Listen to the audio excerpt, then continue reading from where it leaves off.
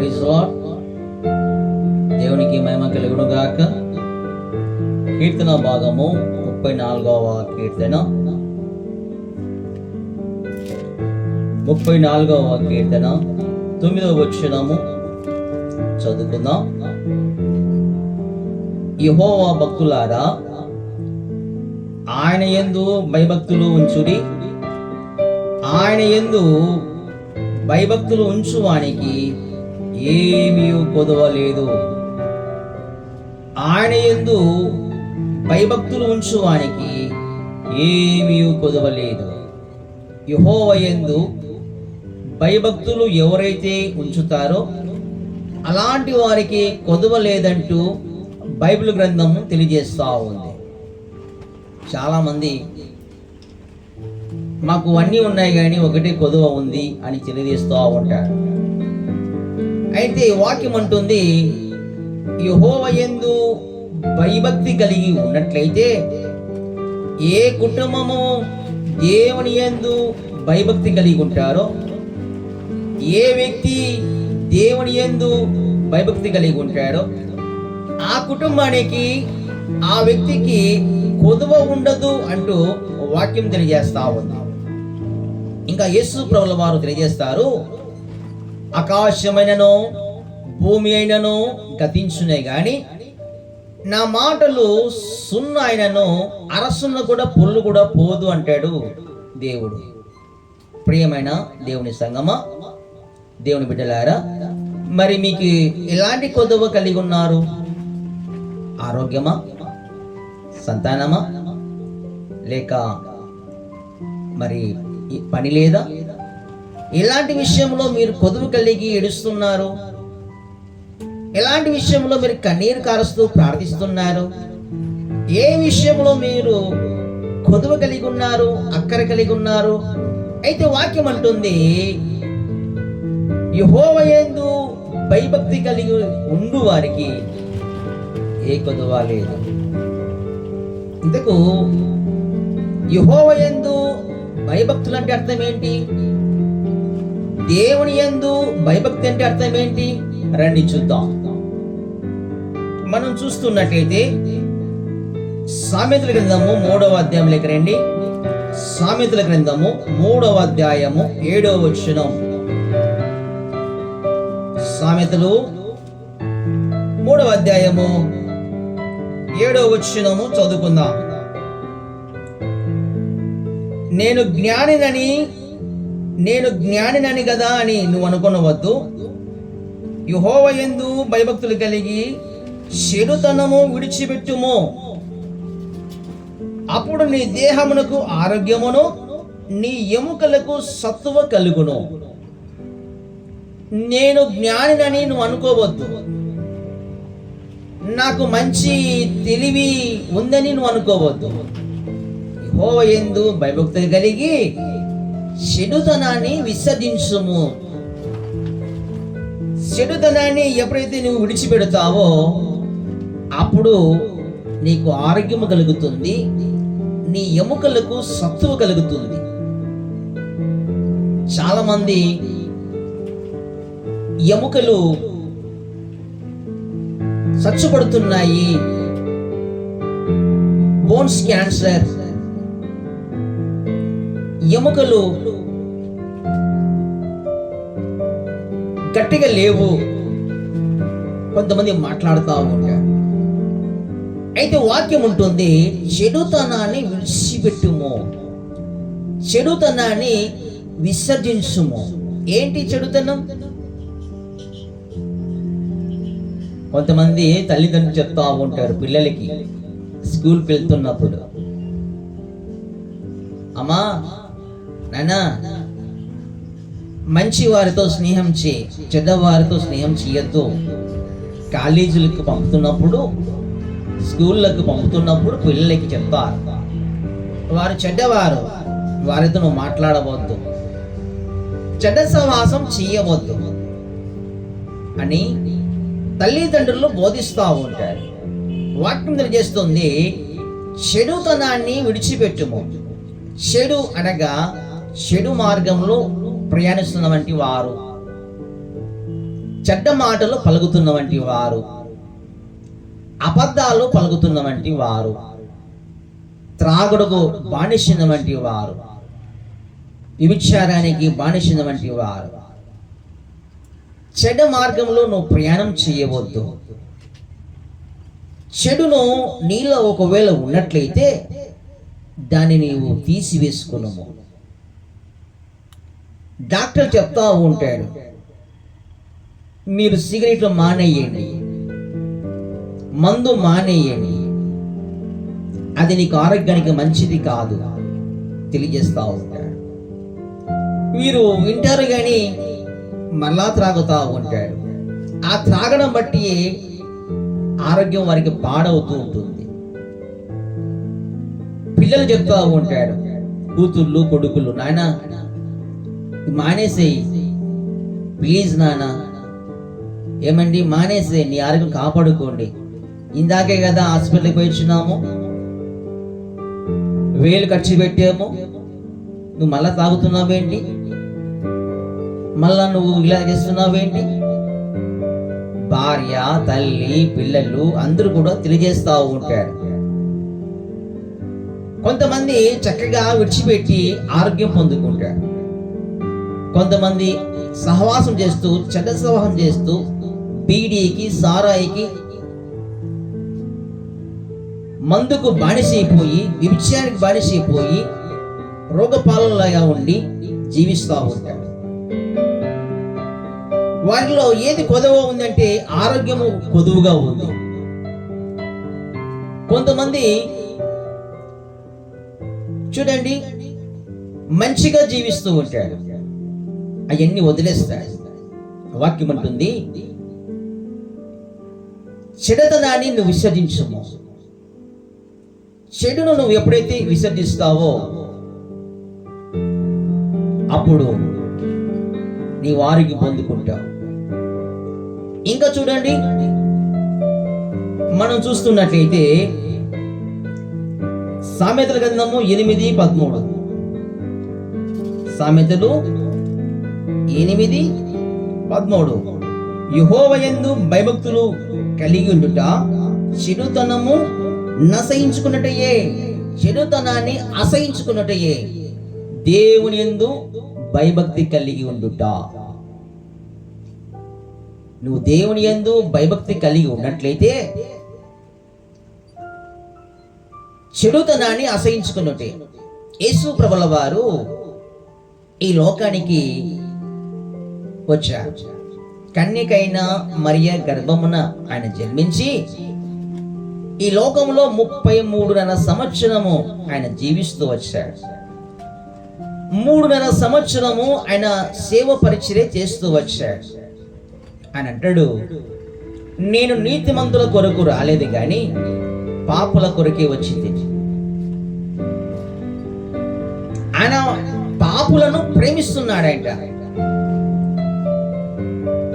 పాపిని ప్రేమిస్తున్నాడు, అనగా మనుషులను ప్రేమిస్తున్నాడు, పాపాన్ని ద్వేషిస్తున్నాడు.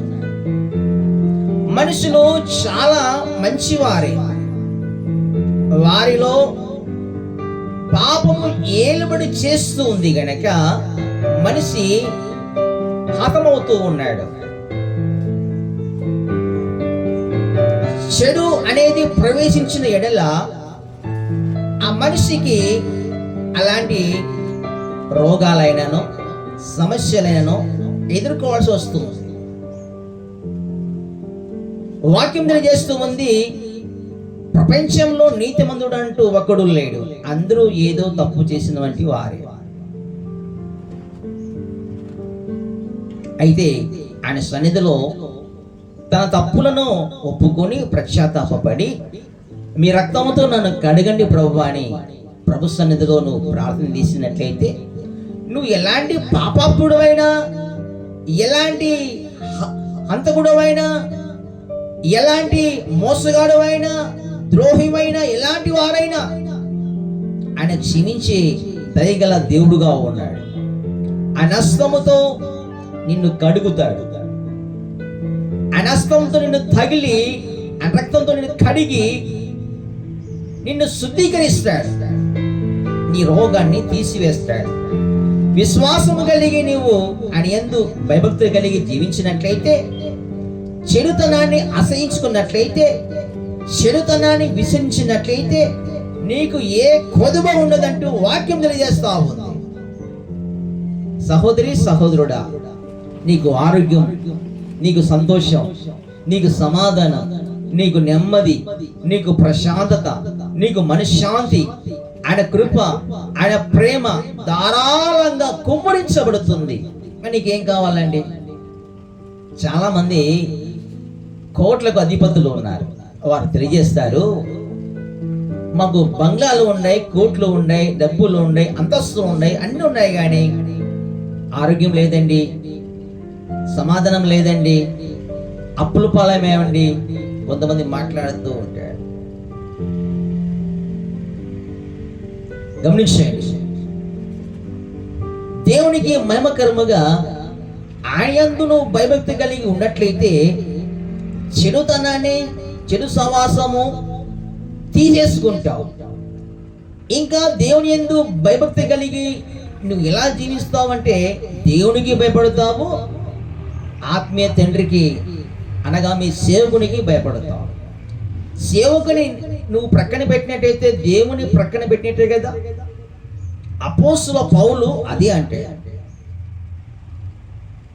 కనపడని దేవుని నేను ప్రేమిస్తూ అంటున్నావు, కనపడుతున్నటువంటి సేవకుని సరిగా ప్రేమించకుండా ప్రక్కన పెడుతున్నావు గనక కనపడే దేవుని ఎలా ప్రేమించినట్లు యెహోవా యందు భయభక్తి కలిగి ఉన్నట్లయితే కనపడుతున్నటువంటి సేవకుని నేను గౌరవిస్తావు, తగ్గించుకుంటావు, మంచిగా ప్రేమిస్తావు. ఎందుకు? నువ్వు యెహోవాను నిజముగా నువ్వు ఆయన మీద భక్తి చూపిస్తున్నావు కనుక. భయభక్తి కలిగి ఉన్నట్లయితే సేవకుని మీద కూడా నీకు మంచి ప్రేమ ఉంటుంది. అయ్యో, ఆయన ఒక పాస్టర్, ఒక సేవకుడు, మా ఆత్మీయ తండ్రి అంటూ దేవుని మీద ఉన్నటువంటి మక్కువతో, ప్రేమతో సేవకుని మీద కూడా ప్రేమను చూపించగలవు. ఈ దినాల చాలా మంది భక్తి అయితే ఉంది కానీ అట్లా ఏదో మొక్కుని వెళ్ళిపోతుంటారు, కానీ భయం లేదండి. అది తప్పు చేయొద్దు, ఈ పాపం చేయొద్దు, ఇది నా దేవునికి తగదు అంటూ ఆ భయము లేకుండా పాపం చేస్తూ ఉంటాడు. మరి వాళ్ళకి ఏదో ఒకటి కొదవ ఉంటుంది కదా, నిజమే కదా, ఏదో ఒకటి కొదువ అనేది ఉంటుంది. ప్రియ సహోదరి సహోదరుడా, నీవు ఎలాంటి కొదవలో ఉన్నావు? నీకున్న వంటి సమస్యలతో ఏడుస్తున్నావా? ఆరోగ్యము లేకుండా బాధపడుతున్నావా? హాస్పిటల్లో ఉన్నావా? నీ వాళ్ళు ఎవరు పట్టించుకోలేదా? నీ భార్య కూడా నేను విడిచిపెట్టి వెళ్ళిపోయిందా? నీ భర్త కూడా నీ దగ్గరికి రాలేదా? నీ పిల్లలు కూడా నేను అసహించుకుంటున్నారా? నీ బంధువులు కూడా నువ్వు ఫోన్ చేస్తే స్విచ్ ఆఫ్లో పెట్టాడా? సమస్యలతో పోరాడుతున్నావా? ఆత్మీయతలో ఎదగలేక పడిపోతున్నావా? పరిచర్యలో ముందుకెళ్ళలేకున్నావా? ప్రభు నీతో మాట్లాడుతున్నాడు. ఏ కొదువ ఉండదు, దేవునికి సాయం చేస్తాడు. ఆయన యందు భయభక్తి కలిగి నువ్వు జీవించినట్లయితే నీకంటూ ఏ కొదువ లేకోకుండా దేవునికి సాయం చేస్తాడు. ఆ కృప నీ మీద ఉండునుగాక. ఈ వాక్యం వింటున్నామంటే సహోదరి సహోదరుడా, ఎలాంటి పరిస్థితుల్లో నువ్వు ఉన్నావో ప్రభు నీతో మాట్లాడుతున్నాడు. నీవు ఆయన యందు భయభక్తి కలిగి జీవించు, ఆయనతో నువ్వు సహవాసం చేయి, ఆయన మీద నువ్వు ఆనుకో. దేవుడు నీకు సహాయం చేస్తాడు, దేవుడు నీ మీద కృప చూపిస్తాడు, గాయపడిన హస్తముతో నిన్ను తాకుతాడు. నీకు ఏది కావాలా అడుగు, అభివృద్ధి కావాలా అడుగు, సమాధానం కావాలా అడుగు. ఏ విషయంలో కూడా ప్రభు అంటాడు కదా, మీరు నన్ను ప్రేమించిన యెడల, నా యందు మీరు నిలిచిన యెడల నేను మీ యందు నిలిచేదను. నీ సంతోషము పరిపూర్ణమవునట్లు నన్ను అడుగుము, నేను మీకు ఇస్తాను. ఆయన యందు మనం నిలబడాలి కదా, నిలబడితేనే ఆయన మన యందు నిలబడతాడు. అర్థమవుతుందా? కనుక ఆయన యందు భయభక్తులు కలిగి తప్పు చేయకోకుండా, పాపం చేయకోకుండా, నీతి మార్గం నడుస్తూ, పరిశుద్ధమైన మార్గంలో నడుస్తూ, చక్కగా దేవునికి లోబడుతూ, భయభక్తులు కలిగి జీవిస్తూ, మీ ఆత్మీయ తండ్రికి మీరు లోబడుతూ మంచిగా ముందు సాగుతున్నట్లయితే నీకంటూ ఏమీ వదువ ఉండదంటూ వాక్యం తెలియజేస్తా ఉంది. అలాగన దేవుడు మిమ్మల్ని దీవించి ఆశించులాగిన చిన్న ప్రార్థన చేద్దాం. కలుసుకోండి. స్తోత్రం నాయన, యేసుక్రీస్తు అతి శ్రేష్టమైన నామములో ప్రార్థిస్తున్నాం. ఎంతమంది అయితే ప్రభా కొదువులతో బాధపడుతున్నారో ఈ వాక్యం ద్వారా మీరు మాట్లాడుతూ వచ్చారు. యేసుక్రీస్తు నామములో సంపూర్ణమైన ఆరోగ్యం కలుగునుగాక. వారి ఔషధ అక్కలని యేసు నామములో తీర్చబడునుగాక. సంతోషం, సమాధానం, నెమ్మది, ప్రశాంతత యేసు నామములో కలుగునుగాక. ఈ నామహిమార్థమే నాయన. వ్యతిరేక ఆయుధాలన్నీ యేసు నామములో లయపరిచి మంచి విడుదల ఇచ్చిన ఆయన ప్రతి ఒక్క ఔషధ అక్కలని తీర్చి మీరు ఘనత పొందుకోమని యేసు నామములో ప్రార్థిస్తున్నాం తండ్రి. ఆమేన్. God bless you. దేవుడిని దీవించి ఆశీర్వదించునుగాక. మంచిది గమనించాలి. దేవునికి మహిమకరముగా మరి ఈ పరిచర్యను మీరు కూడా బలపరచండి, లైక్ చేయండి, సబ్స్క్రైబ్ చేసుకోండి. ఇతరులను బలపరచడానికి మీరు షేర్ చేయండి. అలాగే మీరు వ్యక్తిగతంగా ఏదైనా మాట్లాడాలనుకోండి, మరి ప్రార్థన ఇనుపుల కోసము మరి నా ఫోన్ నెంబర్ అక్కడ పెడుతున్నాను, ఫోన్ చేయొచ్చు, మీతో మాట్లాడతాను, ప్రే చేస్తాను. God bless you, your family members. Amen.